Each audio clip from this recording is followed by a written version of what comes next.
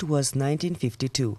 Cuba was getting ready for elections when General Fulgencio Batista overthrew the government in a coup d'etat and seized power.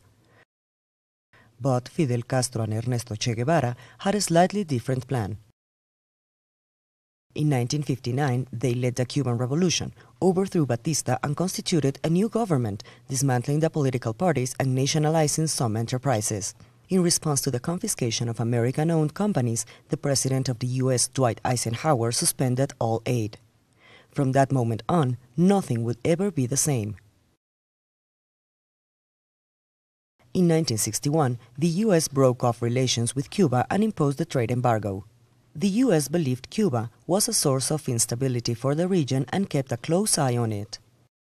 In 1962, the Organization of American States expelled Cuba, and almost every Latin American country, with the exception of Mexico, cut ties with Castro and his government.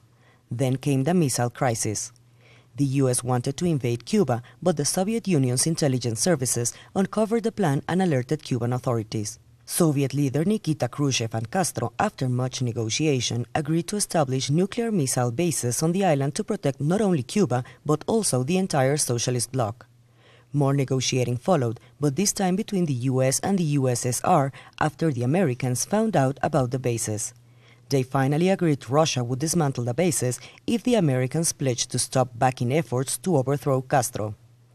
U.S. policies, however, succeeded in further and further isolating Cuba from the rest of the region and the world, until December 17, 2014, when Cuban leader Raul Castro, Fidel's brother and the U.S. President Barack Obama decided to change course and restore ties.